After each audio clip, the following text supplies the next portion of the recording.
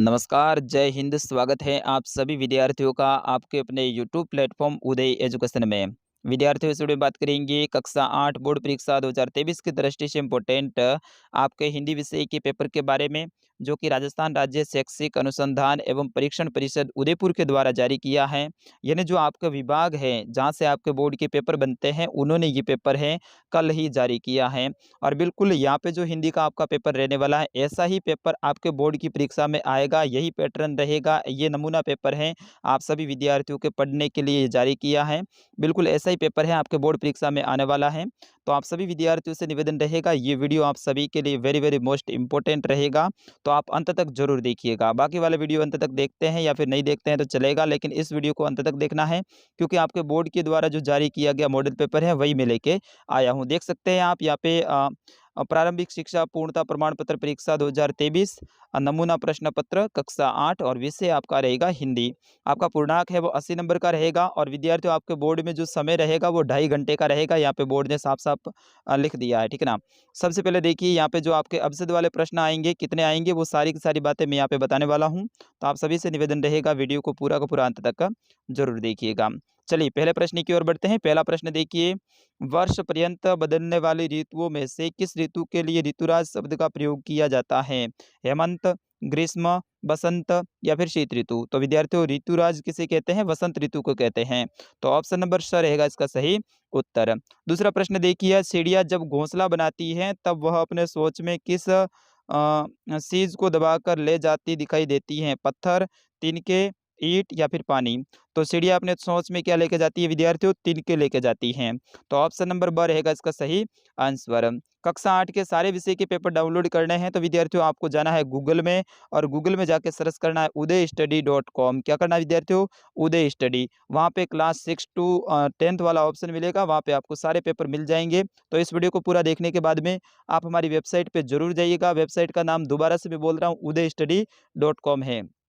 चलिए, तीसरा प्रश्न है कि पड्डुकोट्टई तमिलनाडु में महिलाओं के लिए कौन सा कार्य सामाजिक आंदोलन बन गया था? व्यापार करना, साइकिल चलाना, विद्यालय में पढ़ना, खेती-बाड़ी करना? तो साइकिल चलाना, ठीक है ना? तो ऑप्शन ब रहेगा इसका सही उत्तर। बढ़ते हैं अगले प्रश्न की ओर। प्रश्न संख्या 4, मोहन चूड़ियां बेचने का कार्य करता है, मोहन का पैसा कहलाएगा लोहारी, सोनारी, सुथारी या फिर मनियारी? तो विद्यार्थियों, वो मनियारी कहलाएगा। ऑप्शन नंबर द रहेगा इसका सही उत्तर। अगला प्रश्न है प्रश्न संख्या 5, हिंदी सिनेमा में आलम आरा फिल्म अपना एक महत्वपूर्ण स्थान रखती है, क्योंकि यह पहली बोलती फिल्म है, यह इतिहास को बदलने वाली फिल्म है, यह राजनीतिक पर आधारित फिल्म है या बिना पटकथा की फिल्म है? तो यहाँ पे आलम आरा फिल्म है विद्यार्थियों, वो आपकी पहली बोलती फिल्म है। तो ऑप्शन नंबर अ रहेगा इसका सही उत्तर। बढ़ते हैं अगले प्रश्न की ओर। अगला प्रश्न है आपका 6ठा प्रश्न, कृष्ण की चोटी अ, ब- कृष्ण की चोटी बढ़ाने हेतु मैया उन्हें क्या क्या खिलाती हैं? माखन, दूध, रोटी, उपयुक्त सभी? तो विद्यार्थियों, इसका सही आंसर क्या हो जाएगा? उपयुक्त सभी। यानी ये सारी की सारी चीजें हैं वो कृष्ण को इनकी माताजी खिलाती हैं। बढ़ते हैं अगले प्रश्न की ओर। अगला प्रश्न आपका है प्रश्न संख्या 7, योगेश ने गाय की रक्षा करने हेतु अपने प्राणों की बाजी लगा दी, रेखांकित मुहावरे का अर्थ बताइए? यानी प्राणों की बाजी लगाना, इसमें मुहावरे का अर्थ क्या होगा? भाग जाना, अत्यधिक प्रिय होना, साहसपूर्ण कार्य करना, आकर्षित करना? तो यहाँ पे हो जाएगा साहसपूर्ण कार्य करना। ऑप्शन नंबर स रहेगा इसका सही उत्तर। बढ़ते हैं अगले प्रश्न की ओर। अगला प्रश्न है वो है 8वां। 8वां प्रश्न है कि राम ने टोपी पहनी, रेखांकित शब्द का बहुवचन होगा? टोपी पहनी, टोपियां, टोपियां, टोपियां या फिर टोपियां? तो विद्यार्थियों, इसका सही आंसर होगा ऑप्शन नंबर स, टोपिया, ठीक है ना। तो आपके अवसद वाले 8 प्रश्न आएंगे विद्यार्थियों, यहाँ से साफ हो जाता है बोर्ड ने जारी किया है ये पेपर। तो बिल्कुल पिछली बार आपके अवसद वाले 15 प्रश्न आए थे, लेकिन इस बार आपके अवसद वाले हैं वो 8 प्रश्न आएंगे, इस बात का आप ध्यान रखना। चलिए अगला प्रश्न है प्रश्न संख्या 9, आपका लघुतरात्मक प्रश्न रहेगा। इसमें देखिए, हरे हरे हरे ये पात पंक्ति डालियां कलियां कोमल गात, ध्वनि कविता की इन पंक्तियों के अनुसार हरे हरे ये पात से क्या तात्पर्य है? तो हरे हरे ये पात, इसका मतलब यही है कि चारों तरफ हरियाली है। हरे हरे ये जो पेड़ पौधे, इनकी छोटी छोटी कोमल कोमल डालियां वगैरह, इन्हीं के लिए हरे हरे पात शब्द का प्रयोग किया है। बढ़ते हैं अगले प्रश्न की ओर। प्रश्न संख्या 10, जिस प्रकार फ़िल्म में कार प्रत्यय लगाने से फ़िल्मकार बनता है, उसी प्रकार कार प्रत्यय लगाकर 2 नए शब्द बनाने हैं, ठीक है ना? जिस तरह से फ़िल्म के पीछे अपन कार लगाते हैं, तो 2 शब्द बनाने हैं। जैसे कि एक तो आप कला लिख सकते हैं, ठीक है ना? तो 1 मिनट रुकना। ओके, इसमें आप कला लिख दीजिए, कलाकार, तो ये हो गया कलाकार। इस तरह से एक आप लिख सकते हैं शिल्पकार, ठीक है ना? तो शिल्पकार, इस तरह से आप कार शब्द कोई 2 बना के लिख सकते हैं। चलिए इसको मैं मिटा देता हूँ एक बार, थोड़ा-सा आप रुकिए। ओके, अब देखिए अगला प्रश्न है प्रश्न संख्या 11। दिए गए व्यक्तिवाचक संज्ञा शब्द का वाक्य में प्रयोग कीजिए। जयपुर, जयपुर ये व्यक्तिवाचक संज्ञा है, इसका वाक्य में प्रयोग करना है। तो राम जयपुर जा रहा है, तो ये हो गया आपका जयपुर शब्द का प्रयोग। गोविंद डांस कर रहा है, या फिर गोविंद है वो नृत्य कर रहा है, तो इस तरह से गोविंद का भी हो जाएगा। अगला प्रश्न है साइकिल चलाने के कोई 2 लाभ लिखिए। तो साइकिल चलाने से अपना शरीर का व्यायाम हो जाता है और शरीर स्वस्थ रहता है और शारीरिक वृद्धि होती है। अगला प्रश्न देखिए, उससे पहले मैं इसको थोड़ा-सा मिटा देता हूँ। चलिए, प्रश्न संख्या 13। दिन प्रतिदिन दिन प्रति हानि होती गोरस की, गोरस शब्द क्या-क्या सही हैं? विद्यार्थियों ये आपकी किताब का प्रश्न है, तो इसका उत्तर मुझे भी पता नहीं है। जिन प्रश्नों के उत्तर मुझे पता है, उनके मैं ज़रूर बताऊँगा। अगला प्रश्न है, गौरैया को टोपी पहननी थी, इसीलिए वो किसके पास में गया? तो टोपी बनाने वाले अंकल के पास में गया था। अगला प्रश्न है, सड़क पर चलते हेतु यातायात संकेतों के चिन्ह बनाकर उनके अर्थ लिखिए। विद्यार्थियों ऐसा प्रश्न वेरी वेरी मोस्ट इंपॉर्टेंट है। ये प्रश्न सड़क सुरक्षा से संबंधित आपके एग्जाम में एक प्रश्न पक्का आएगा और विद्यार्थियों आपके 4 नंबर का आएगा। यहाँ से फिक्स हो गया है कि सड़क सुरक्षा से संबंधित आपके 4 नंबर का प्रश्न आएगा। आपकी किताब के पीछे या फिर पासबुक में लास्ट वाले पेज में, आप हिंदी किताब के लास्ट वाले पेज में देखना, सड़क सुरक्षा से संबंधित 1 या फिर 2 पेज का आपका टॉपिक मिलेगा। उसको अच्छे से रट लेना है विद्यार्थियों, ठीक है ना? चलिए, अगला प्रश्न है, दीवानों की मस्ती पाठ के आधार पर बताइए कि हमें संचार में क्या देना तथा क्या लेना चाहिए, ठीक है ना? अगला प्रश्न है प्रश्न संख्या 17। निम्नलिखित शब्दों के पर्यायवाची शब्द का प्रयोग करते हुए एक एक वाक्य लिखिए, ठीक है ना? बादल का पर्यायवाची लिखना है घन, घनघोर, मेघा वगैरह। तो आज तो मेघा बरसने वाले हैं, इसका मतलब है कि आज तो बादल बरसने वाले हैं, ठीक है ना? इस तरह से कमल का प्रयोग करना है, उसी तरह से आँख का और पेड़ का। आप आराम से इनको भी अच्छे से देख लीजिएगा। अगला प्रश्न है प्रश्न संख्या 18। कबीर घास की निंदा करने से क्यों मना करते हैं? पठित दुए के आधार पे इनका स्पष्ट कीजिए। तो ये आपके 4 नंबर का कबीर वाला जो पार्ट है, उसमें से 4 नंबर का प्रश्न आएगा विद्यार्थियों, वेरी वेरी मोस्ट इंपोर्टेंट वो आपका पार्ट है, तो उसको अच्छे से याद कर लीजिएगा। यहाँ पे 4 नंबर का प्रश्न आया है, इसका मतलब है आपकी बोर्ड की परीक्षा में भी 4 नंबर का प्रश्न आएगा। बढ़ते हैं अगले प्रश्न की ओर। अगला प्रश्न है आपका प्रश्न संख्या 19।